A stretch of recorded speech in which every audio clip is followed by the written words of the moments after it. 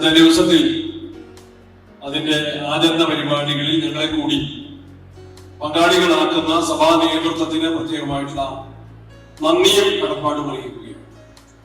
Saint Thomas ഡേയുടെ പ്രാധാന്യം പിതാവ് ചുരുങ്ങിയ വാക്കുകളിൽ നമ്മളുടെ മുൻപിൽ പറഞ്ഞു. ബൈബിളിൽ നമ്മൾ ഒരുപാട് തവണ വായിച്ചു കേട്ടിട്ടുള്ള ഭാഗങ്ങൾ തന്നെയാണ്. സെന്റ് തോമസ് ക്രിസ്തുവിനോട് പറഞ്ഞത്, ഉദിതനായ യേശുവിനോട് പറഞ്ഞത്, എന്റെ കർത്താവേ എന്റെ പിതാവേ എന്നാണ്.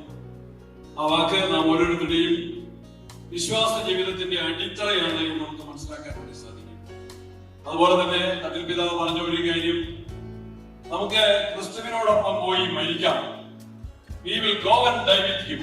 അവരോടൊപ്പം മരിക്കുന്നതിന് പോലും തയ്യാറാണ്. വിശ്വാസത്തിന്റെ ദൃഢതയാണ് നമുക്ക് അതിൽ നിന്ന് മനസ്സിലാക്കാൻ സാധിക്കും.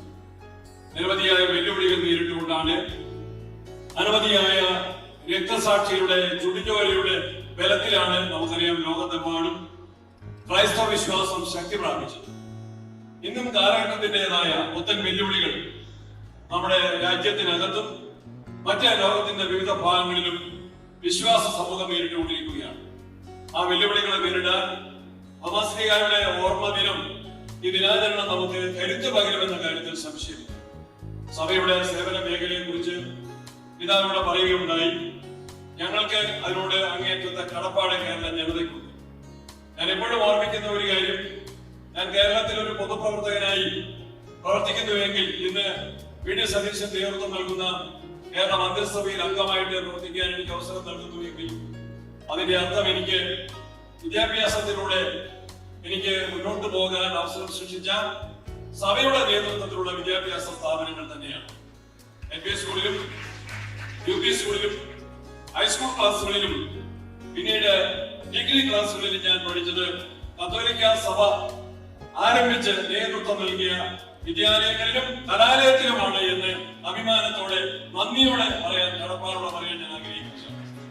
അതില്ലായിരുന്നുവെങ്കിൽ കേരളത്തിന്റെ സാമൂഹ്യ ഗതി ഇതാകുമായിരുന്നില്ല. ഞാൻ ലോ കോളേജിൽ പഠിച്ച ഒരു ഭാഗമാണ് മാനേജിംഗ് ഏജൻസിനെ കുറിച്ചുള്ള ഒരു ഭാഗമാണ്. But for the pioneering success of the managing agents, many industries would not have seen the light of the day. Managing agents ന്റെ ആ പ്രേരക ശക്തി ഉണ്ടായിരുന്നില്ലെങ്കിൽ പല വ്യവസായങ്ങളും ഇന്ന് ലോകത്തുണ്ടാകുമായിരുന്നില്ല എന്ന് പറയുന്നത് പോലെ ക്രൈസ്തവ മാനേജ്മെന്റിന്റെ പയനിയറിംഗ് സ്പിരിറ്റ് ഉണ്ടായിരുന്നില്ലെങ്കിൽ കേരളത്തിലെ പ്രാഥമിക ഉന്നത വിദ്യാഭ്യാസ രംഗങ്ങൾ ഇന്നത്തേതുപോലെ ശക്തി പ്രാപിക്കും എന്ന് നമുക്ക് കരുതാൻ കഴിയുകയില്ല. അതിന് സഭാ നേതൃത്വത്തോടെ കേരളീയ പൊതുസമൂഹം കടപ്പെട്ടിരിക്കുന്നു. ഇന്ന് ഉന്നത വിദ്യാഭ്യാസത്തിന് നേതൃത്വം നൽകാൻ ബഹുമാനായ റോജി ജോർജ്, ഞാൻ ഞങ്ങളുടെ വകുപ്പുകളെ കുറിച്ച് ആലോചിക്കുന്നു. പിതാവ് പറഞ്ഞു ഏറ്റവും പ്രധാനപ്പെട്ട ഒരു വകുപ്പാണ് റോജി കൈകാര്യം ചെയ്യുന്നതെങ്കിൽ വെള്ളമില്ലാതെ ജീവിക്കാൻ കഴിയില്ല. ആ വകുപ്പാണ് നമ്മുടെ മോർസിന് കിട്ടിയിരിക്കുന്നത്. എനിക്കാണെങ്കിൽ പ്രതിസന്ധി നിറഞ്ഞ വൈദ്യുതി വകുപ്പ്. കഴിഞ്ഞ ദിവസം തിരുവനന്തപുരത്ത് ഒരു പരിപാടി, സെന്റ് തോമസ് പരിപാടി തിരുവനന്തപുരത്ത് ലോക പണിയിൽ നടന്നപ്പോൾ ഞങ്ങളെല്ലാവരും ഉണ്ടായിരുന്നു. അപ്പോൾ അവിടെ സാധനം പറഞ്ഞ അച്ഛൻ പറഞ്ഞു, പ്രയാസപ്പെട്ടാണെങ്കിലും ഫുട്ബോളിന് വൈദ്യുതി നൽകുന്ന മന്ത്രിക്കും സ്വാഗതമെന്ന് പറഞ്ഞു. അപ്പൊ എന്റെ പ്രാർത്ഥന ഇപ്പോൾ സാധാരണ നേരത്തെ എനിക്ക് നന്മ വരണമേ, നന്മയിലേക്ക് നയിക്കണമേ, തെറ്റുകളിൽ നിന്ന് അകന്നേൽക്കാൻ കഴിയണമെന്നായിരുന്നു പ്രാർത്ഥനയെങ്കിൽ ഇപ്പൊ എനിക്ക് മഴ കിട്ടണമേ എന്നുള്ള പ്രാർത്ഥനയാണ്. അതിൽ നിങ്ങളെല്ലാവരും പങ്കാളികളാകുന്ന പ്രാർത്ഥിക്കാൻ അഭ്യർത്ഥിക്കുകയാണ്.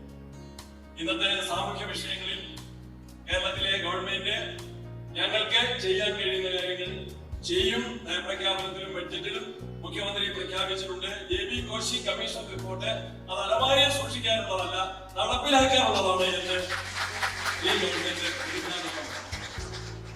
മറ്റൊരു കാര്യം എല്ലാവർക്കും അറിയാം, പുതിയ നിയമം കേന്ദ്രം നടപ്പിലാക്കാൻ ഉദ്ദേശിക്കുന്ന പെരാ നിയമം, അതിന് ഉദ്ദേശശുദ്ധിയില്ല.